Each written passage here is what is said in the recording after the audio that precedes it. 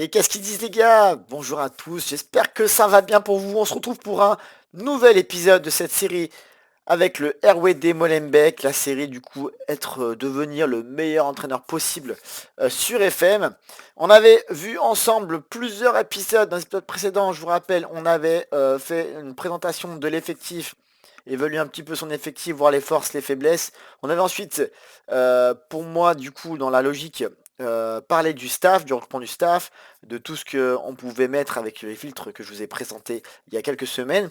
On a ensuite parlé de l'entraînement et je vous ai partagé du coup mes propres entraînements, ceux que j'utilise dans le jeu pour pouvoir les setup et avoir du coup une palette complète d'entraînement et pouvoir les gérer sur l'ensemble de la semaine. Ensuite, du coup, il nous reste une dernière étape pour pouvoir lancer notre partie et être dans les meilleures conditions pour pouvoir jouer. C'est l'onglet, évidemment, l'onglet tactique, le fameux tactique. On veut tous faire une tactique la plus efficace possible, la plus cheatée entre guillemets possible pour rouler sur le jeu. Mais est-ce qu'on y arrive toujours? Ça c'est la question. En tout cas, je vous présente ma version, ma façon de voir les choses dans FM. C'est parti les gars, let's go! Alors comme vous pouvez le voir, déjà je bug d'entrée, m'en fous, c'est pas grave, on y mettra comme ça, je suis comme je suis, je bégaye, c'est pas grave. Vous voyez que je teste pas mal de choses, là, je galère un petit peu avec des logiciels de montage, je galère aussi avec ma voix, excusez-moi encore une fois. On va essayer d'être le plus efficace possible, en tout cas je me suis mis en haut pour que vous voyez le mieux possible cet onglet. Donc, vous voyez que du coup, en l'occurrence, comme je vous ai dit en introduction, la tactique c'est l'une des choses aussi à mettre en place dès le début, parce que notamment, vous ne pouvez pas avancer, excusez-moi, pardon. Mec. Vous ne pouvez pas avancer dans la partie quand vous commencez la première équipe tant que vous n'avez pas fait ce fameux onglet tactique. Donc on voit que ça commence comme ça, créer tactique. Donc on pourrait se contenter de charger une tactique. Et en tout cas la tactique que je vais vous présenter, qu'on va faire ensemble, elle sera disponible sur le Discord. Mais du coup c'est vrai qu'elle est déjà disponible. En fait en vrai je vais vous la présenter comme ça parce que c'est la tactique avec laquelle on va jouer avec... Ah, ça va pas.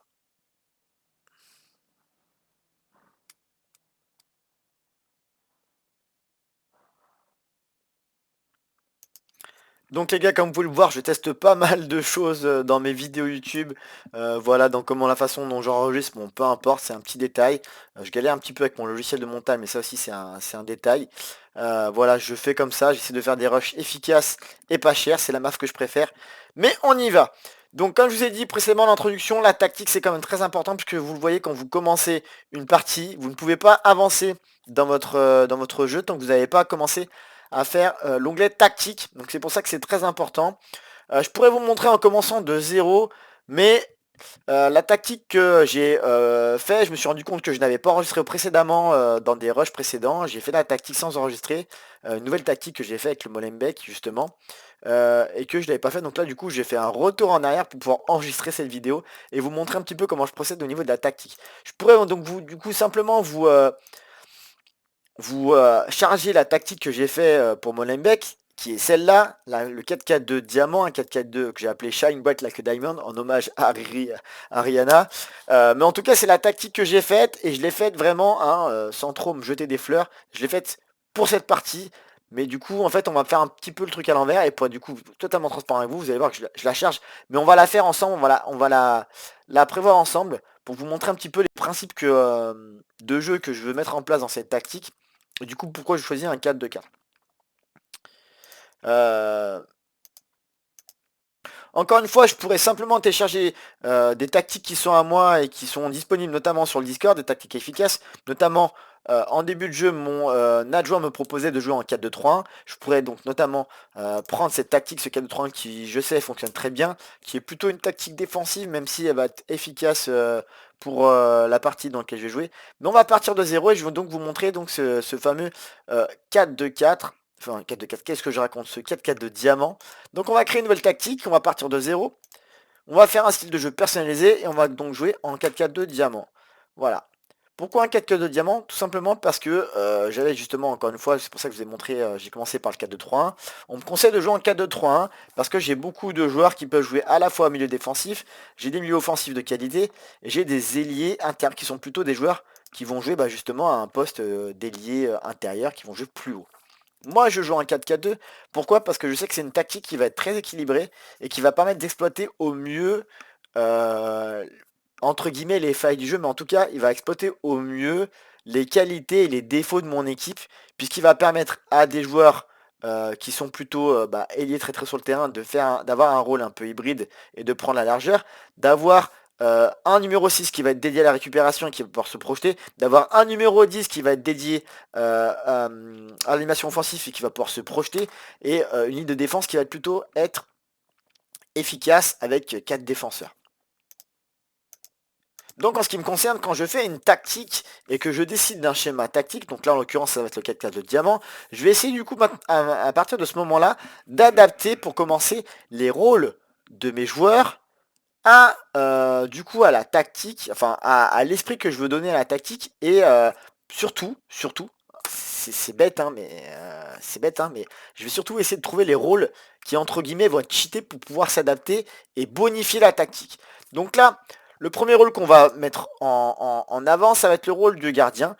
Pour moi, le meilleur rôle en tant que gardien, ça va être le rôle de gardien libéraux en soutien, parce qu'il va permettre de être au cœur du jeu. Il va pouvoir participer au jeu en ayant un jeu au pied, en participant à l'animation offensive, voilà, en relançant, en participant.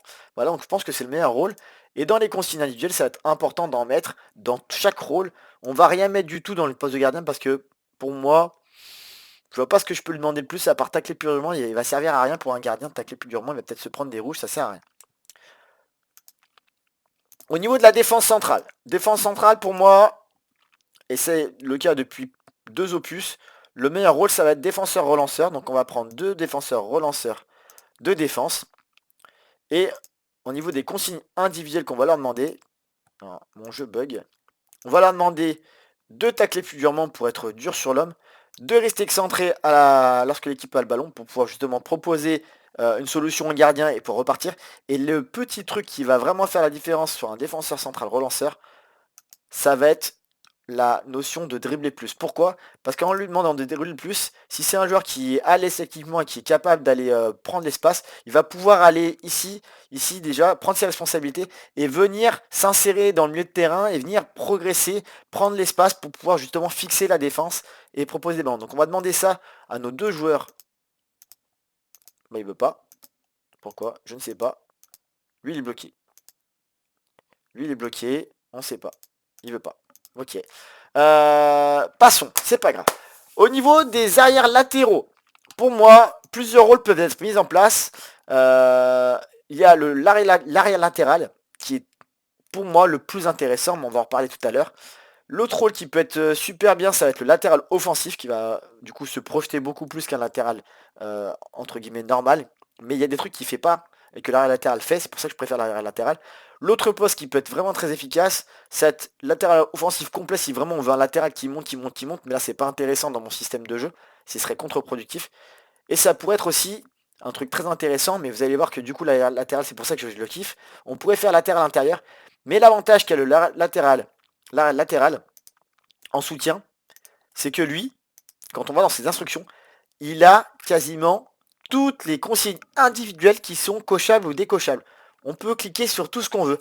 Et du coup, notre arrière latéral, on peut très bien le transformer en latéral offensif, en lui demandant de prendre les couloirs et de monter davantage, d'aller dribbler, de tirer moins et de prendre plus de risques pour aller, prendre les espaces et centrer.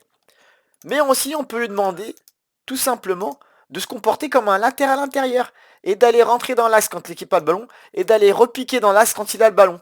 Et ça, c'est super intéressant dans l'animation parce que ça va vous permettre du coup d'avoir un latéral que vous pouvez un petit peu faire évoluer au fil d'un match et du coup surtout lui donner un rôle qui va être entre guillemets être caché par pour l'IA. L'IA il va voir en face qu'il a un arrière latéral. Pour lui un arrière latéral il va croire qu'il va pas rentrer à l'intérieur, il va pas aller prendre l'espace. Et du coup c'est une faille du jeu pour moi, c'est que du coup l'IA lui va avoir arrière latéral, il va pas prendre en compte les consignes individuelles que vous lui donnez. Parce que si j'avais mis du coup un latéral offensif, vous allez voir que du coup lui, on peut le faire aussi rentrer dans l'axe, mais dans la pratique, le latéral offensif, je suis pas sûr qu'il fasse aussi bien que le latéral intérieur. Le latéral offensif va beaucoup plus se projeter. Donc pour moi, là dans ce tactique, comme je veux beaucoup d'équilibre, je vais le mettre en soutien. Je vais lui demander de rentrer plus dans l'axe quand il a le ballon, de tacler plus durement encore une fois, comme tout à l'heure. Je vais pas lui demander de dribbler parce que le latéral, il a tendance à faire des fois un petit peu n'importe quoi dans son couloir et de vouloir aller à tout prix dribbler. Et des fois, il va se retrouver à traverser toute la largeur et se retrouver sans solution pour pouvoir centrer ou faire une passe. Donc ce que je vais lui demander, ça va être de prendre plus de risques dans ses passes et je vais lui demander rien d'autre. Et ça, je fais donc du coup pareil pour les deux. Donc du coup, rester dans l'axe, repiquer dans l'axe, prenez plus de risques et tacler plus durement. Le poste de milieu défensif maintenant. J'essaie d'aller vite les gars et d'être efficace. Pour moi, plusieurs rôles sont à prendre en considération qui sont intéressants dans cet opus. J'avoue que il y en a plein. Mais pour moi, les deux grandes rôles qui sont très bien pour un milieu défensif, les trois rôles, allez, on va dire, ça va être le poste de milieu défensif en défense. Puisque pareil, en milieu défensif, il va pas monter et on va pouvoir lui faire cocher certaines choses de très intéressantes. Il va pas dribbler, il va pas frapper au but, il va rester en place. Donc ça va être vraiment un joueur qui va protéger votre camp. L'autre rôle qui est super bien aussi, c'est le rôle de récupérateur qui ressemble beaucoup au milieu défensif, mais qui peut du coup, qui fait plus de choses dans les consignes individuelles, donc du coup ça vous restreint un petit peu le choix. Le dernier poste que je recommande pas, mais qui peut être très efficace, c'est le meneur de jeu en retrait en défense. Alors moi, franchement, pour moi, c'est ma façon de voir les choses. Un meneur de jeu en retrait ne devrait jamais être en défense. Parce qu'un meneur de jeu en retrait, il devrait avoir une liberté pour pouvoir justement faire des passes et se projeter. Et quand vous le mettez en défense, et ben il reste en place, en soutien aussi. Mais du coup voilà, je trouve qu'il est moins efficace. Mais voilà. Pour moi, milieu défensif, milieu récupérateur, c'est les deux rôles que l'on peut mettre. Et là, dans ce cas de figure-là, je vais mettre milieu défensif, où je vais demander de marquer plus durement, de rester en place absolument. Je vais lui demander de tirer moins souvent, de prendre plus de risques dans ses passes. Et je ne mets pas de dribble dans ces consignes-là. Donc il s'est placé là. Non, pourquoi il est en soutien? En défense, pardon. Pour les postes d'ailier, là où ça va être intéressant et que ça va être cool, c'est que en l'occurrence, j'ai des joueurs, encore une fois, je vous ai dit, qui ont plutôt des rôles d'ailier intérieur, des rôles plus hauts sur le terrain, mais qui sont capables de jouer là. Donc je vais garder ces caractéristiques qu'ils ont, de pouvoir centrer, de pouvoir rentrer à l'intérieur, de pouvoir se comporter comme des ailiers, mais sauf que je vais les mettre faire partir de plus bas. Et donc pour moi, les deux rôles les plus efficaces dans un 4-4 de diamant, si je devais choisir, c'était soit un ailier intérieur soutien, ou alors je pouvais choisir de mettre un milieu latéral en soutien pour pouvoir justement qu'il fasse la navette. Mais là, dans ce cas de figure, je veux que mes ailiers intérieurs, en fait, je veux mettre des faux pieds. Et donc, je veux qu'ils fassent des courses à l'intérieur là, ou des courses là, comme ça, un petit peu croisées. Et surtout, des passes qui vont venir casser la ligne de défense et venir là dans la surface. Donc, ce que je vais leur demander, ça va être un peu tout. Je vais leur demander de tacler plus durement. Je vais leur demander de rester plus dans l'axe, de monter, de frapper mon but, de prendre plus de risques pour pouvoir justement avoir le maximum de chances, le maximum de, entre guillemets, de choix, même si je les restreins, d'aller justement fixer cette défense. Et ça, pareil, je vais le faire sur les deux joueurs. Monter davantage, tacler plus durement, repiquer dans l'axe. Voilà, voilà.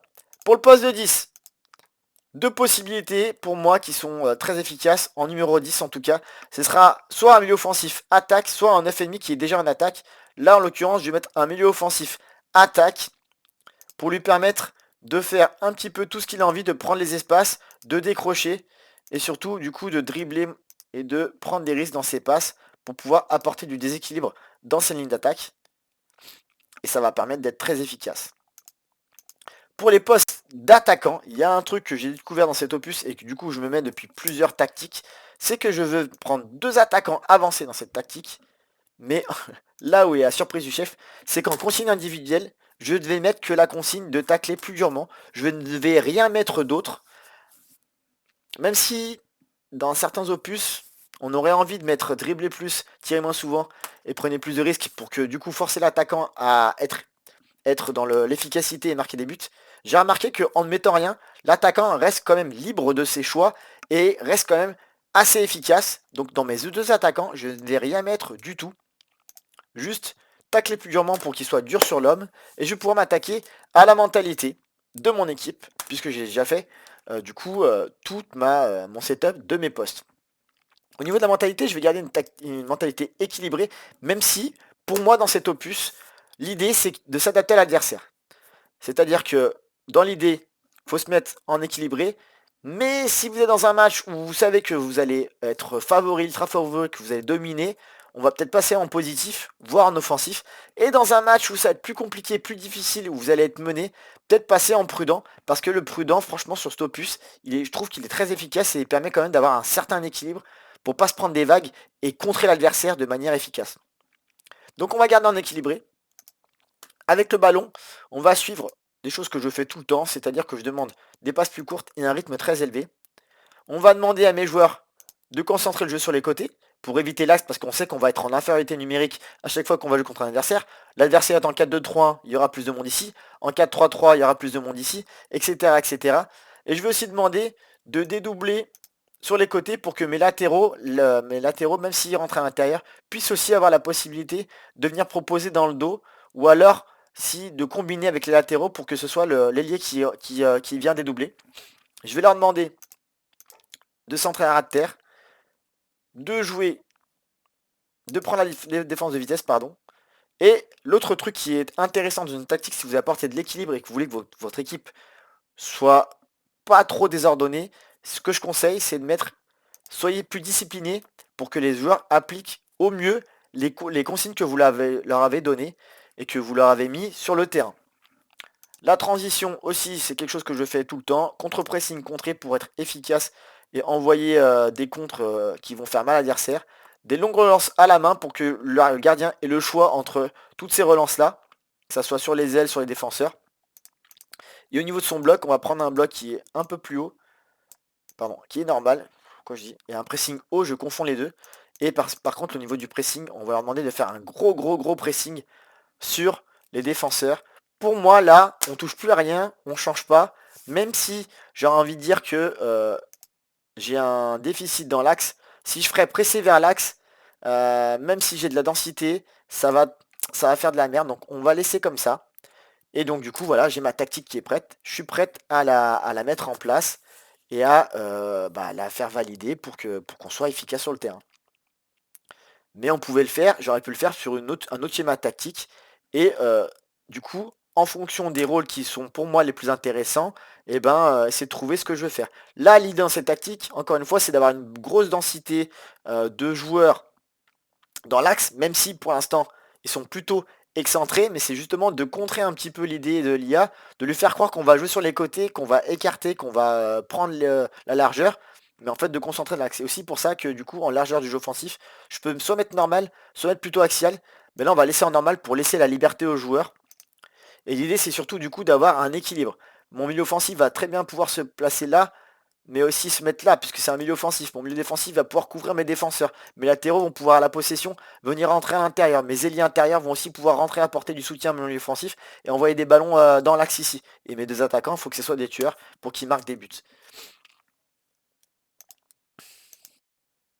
Donc voilà les gars, je vous ai montré comment j'ai procédé. Là cette fois-ci, du coup, j'ai chargé ma tactique par rapport à ce que je vous ai montré juste avant, là, à l'instant. Pour montrer du coup, bah forcément, bah là, je l'ai fait de mémoire, mais bon, si je dis pas de conneries, du coup, si je vérifie, c'est à peu près ce que je vous ai dit. Ah bah vous voyez, j'ai une petite nuance, voilà, effectivement, dans ma tactique. J'avais pas mis tirer moins souvent, je l'ai mis quand je vous ai montré il y a quelques secondes là. En vrai, je pense que c'est un truc que j'ai dû modifier en cours de route pendant mes matchs. Mais en tout cas, j'hésite pas non plus à ajuster du coup en fonction de comment va se passer le match. Vous avez vu que du coup j'ai même pas mis de tacle plusieurs donc je vous ai dit une connerie là-dessus. Mais du coup cette tactique, encore une fois, elle sera disponible sur mon Discord, comme d'autres tactiques que j'ai là que j'ai partagé sur le Discord. N'hésitez pas à aller les voir, à les choper et à me faire vos commentaires à me faire un retour sur les tactiques, laquelle vous trouvez plus efficace. Même si, bon, j'ai pas trop de doute sur le 4-4 de diamant, puisque c'était un système de jeu qui était quand même déjà très, entre guillemets, shit dans les précédents opus. Mais en tout cas, voilà comment je vais jouer cette saison avec le Molenbeek. Et J'espère que c'est une tactique qui va fonctionner. En tout cas, vous aurez la réponse très très vite dans les futures vidéos pour savoir si, avec un calculateur de diamant, on peut s'en sortir et faire quelque chose de très quali. Voilà, c'est tout pour aujourd'hui. J'espère que ce contenu vous aura plu. J'espère qu'il vous aura aidé. J'essaie d'être encore une fois très concis, rapide, un peu speed. Mais n'hésitez pas à me poser vos questions, que ce soit en commentaire sur cette vidéo ou sur mon Discord. J'essaie d'être au maximum près de ma commu et d'être dispo. Voilà comment je fonctionne un petit peu. Mais c'est vrai que bon, là je le fais, je me rends pas compte, mais je me rends compte maintenant que je suis en train de vous faire un petit retour, un petit retour au calme sur cette vidéo. C'est aussi de l'expérimentation et du temps de jeu. C'est que comme ça que vous allez réussir à faire vos tactiques. Juste petit truc, moi il y a 4 5 ans, je ne faisais aucune tactique. Je téléchargeais la tactique des autres. Je prenais la tactique, bim, je la balançais. Et j'ai commencé à m'intéresser parce qu'il y a des trucs que je ne savais pas, que je ne faisais pas. Et c'est des trucs que bah, je fais là, que je vous ai montré. Les consignes individuelles, c'est très très important. Les consignes collectives, il y en a qui marchent super bien, j'essaie de les mettre au plus près. Et voilà, après les rôles, il y a des rôles qui sont plus efficaces que d'autres. Donc c'est à vous de tester et d'essayer de faire des choses pour que du coup vous soyez aussi efficace que moi dans vos tactiques. Mais il faut pas hésiter à les faire vous-même parce que euh, ça se trouve, vous, avec votre expérience de jeu, vous allez trouver des trucs que moi j'ai pas expérimenté et qui peuvent servir. Voilà, moi je vous partage mon expérience, je vous ai montré sur une tactique, mais voilà, j'en ai d'autres où il y a d'autres rôles qui sont mis en avant. Mais en principe, c'est vrai que souvent, que ça soit Kuye ou que ce soit un autre, en général, on a des rôles de prédilection, des rôles qu'on aime bien mettre en place, et des styles de jeu qu'on aime bien mettre en place, donc on fait souvent les mêmes, surtout quand ça marche. J'avoue que pour le moment, sur les tactiques, ça marche plutôt bien, donc on va voir si ça continue comme ça. Et puis voilà. J'espère que ce contenu vous a plu. J'espère que vous pourrez me commenter et prendre des infos sur cette vidéo. On se retrouve très vite pour la suite de l'aventure avec Molenbeek. On a donc du coup fait toutes les étapes permettant d'être au maximum optimisé. Le recrutement du staff, je sais plus, l'entraînement individuel, collectif, la tactique. On est prêt à commencer la saison. On a tout setup, on a tout bien mis. On va voir du coup ce que ça donne. Je vous donne rendez-vous du coup à la mi-saison pour voir où on en est avec le Molenbeek. On fera du coup des contenus chaque semaine sur Molenbeek. On essaiera de faire une vidéo en début de saison, à la mi-saison et en fin de saison. On tirera le bilan. On essaiera de se projeter au maximum. Et on verra du coup si j'applique du coup toutes ces petits tips, ces petits tutos, ces petites choses qui permettent d'être meilleur à faire ce défi de 10 ans. Voilà les gars. Je vous souhaite une bonne fin de journée, je vous dis ciao ciao et à bientôt.